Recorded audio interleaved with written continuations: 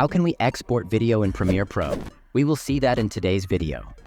So to export video to Premiere Pro, first, click on the File menu at the top of the left side.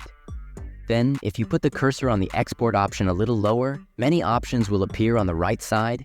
Here we will click on the Media option or press Ctrl+M from the keyboard. After clicking on the Media option, the export setting box will appear in front of us. Here you can first see Format option. If you click here, many format presets will appear in front of you.